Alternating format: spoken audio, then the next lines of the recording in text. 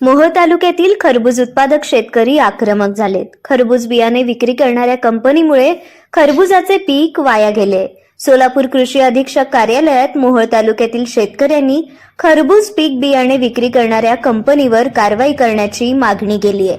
शेतकऱ्यांकडून खरबूज पीक बियाणे अनुवंशिक पद्धतीने न आल्यामुळे अनेक एकरावरील खरबूज पीक वाया गेले. महागडे बियाणे खरेदी करूनही पीक फसल्याने आर्थिक नुकसानीला सामोरे जावे लागत आहे.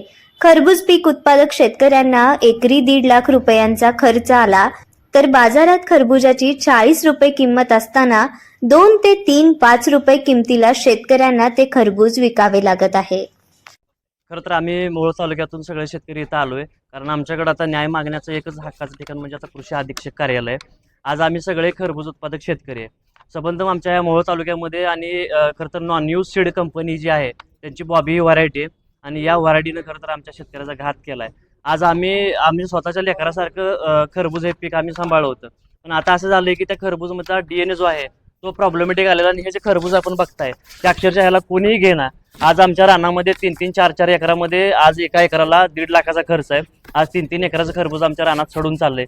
व्यापारिक घेईना आणि खरं तर मार्केटला कुठल्याच चाललं ना, कारण ही व्हरायटी नामांकित कंपनी आहे, पण ह्या कंपनीनं आम्हाला सगळ्या शेतकऱ्यांना झोपवलं. आम्ही प्रत्येकाकडे दाद मागतोय. 27 जानेवारीपासून आम्ही कंपनीचा फॉलोअप घेतोय, मात्र कंपनी आम्हाला कुठलाही प्रतिसाद देत नाही.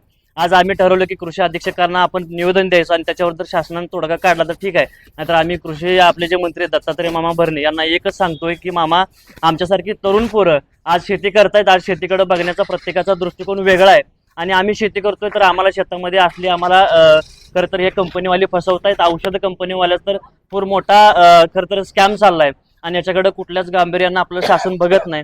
आम्हाला एक सांगायचं की आमच्या या मोहोळ तालुक्यातील आमचं घोडेश्वर गाव असेल, वडदे गाव असेल, इकडलं मोहोळ तालुक्यातली बरीच गाव आहेत, त्या गावातल्या सगळ्या शेतकऱ्यांनी आता सध्या अडचणीत आहे.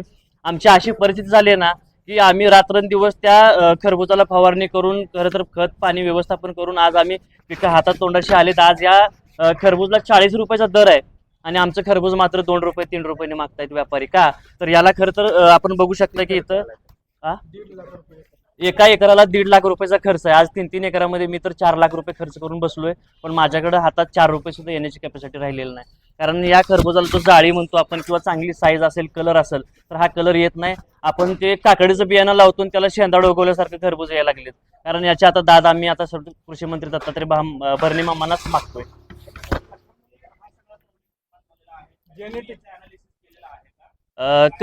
कंपनीनं सांगितलं की आम्ही त्यांच्याशी संपर्क केला, पण कंपनीचं म्हणणं आहे की हा जेनेटिक प्रॉब्लेम असू शकतो. प्रतिनिधी येतोय आणि शेतामधून व्हिडिओ काढतोय, सांगतोय आम्हाला की बाबा याच्यामध्ये जेनेटिक प्रॉब्लेम आहे, कंपनीचाच प्रॉब्लेम आहे.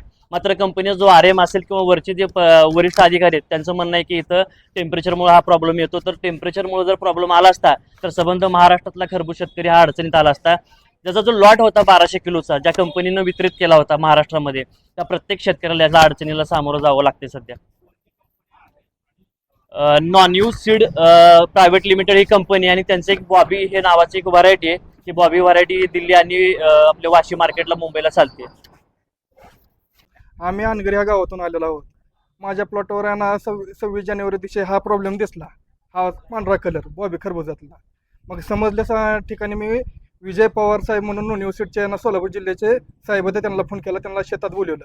ते माझ्या शेतात आले, पाहणी केली, प्रॉब्लेम आहे बोलले आणि तुझ्या एकट्याचंच आहे बोलले. प्रथम प्रॉब्लेम माझ्या प्लॉटवर आलता.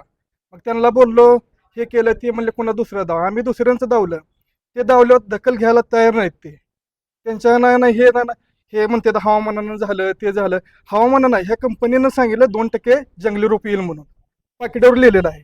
मग हे 98% जंगली झाले. ह्याचा DNA प्रॉब्लेम झालेला आहे, DNA जेनेटिक प्रॉब्लेम झालेला आहे. रक्तात आपलं कसं आहे ना, आपल्या मुलाला ना आपल्याला प्रॉब्लेम असल्या मुलाला होतो, तसा ह्याचा हे प्रॉब्लेम झालेला आहे. त्याच्यामुळे हे प्रॉब्लेम आला आहे. माझा स्वतःचा ना 3-4 एकर खरबूज आहे. एवढा प्रॉब्लेम आलेला आहे. 1 रुपयाचं उत्पन्न आहे. आज मी ना वाशी मार्केटला ना खरबूज पाठवलं होतं, त्याचं आहे ना तुम्ही ना पट्टी बघा त्याची. आणि व्यापारी काय म्हणतात, हे आणू नका, भाडं पदरनं भरायची वेळ, भाडं पदरनं भरायची गरज आली, हे जंगली माल आहे म्हणतात. नाही समोर बघा, लाईव्ह दिलं मी ना 73 कॅरेट पाठवले होते. 13 रुपये मार्केट आणि 7 रुपये मार्केटनं गेलेलं आहे. हे खात नाही, खाण्याला नाही, हे चांगलं नाही म्हणतात व्यापारी, हे पाठवू नका म्हणतात. मग हे ना असं खरबूज आल्यावर आम्ही शेतकऱ्यांनी करायचं काय? पहिल्यांदा आम्ही ना अतिवृष्टीमध्ये गेलो, संपूर्ण गेलं, आणि आता हे कंपनीनं असं ना कंपनीनं आमची दखल घेतली पाहिजे. आमचा खर्च झालेला खर्च एका एकराला 1.5 लाख रुपये ते 1,60,000 खर्च आहे. खर्च दिला पाहिजे. आमचा हॅरेसमेंट झालेले ना ते जाऊ द्या, पण कमीत कमी 1,60,000 तर आता दर आहे 40 रुपये 40 चालू. रुपये दर आहे साहेब. आम्हाला एका एकरातून 4-5 लाख रुपये उत्पन्न निवड होत होतं. अपेक्षित उत्पन्न होतं, माल होता तसं. पण हे व्हरायटी चांगली नसले म्हणजे ना व्हरायटीत आहे ना जेनेटिक प्रॉब्लेम आल्यामुळं आम्हाला हा प्रॉब्लेम आलेला आहे. नुकसान झालं. आमचं नुकसान झालेलं आहे. हे आमच्या गावचे हे शेतकरी ह्यांचे पण घ्या.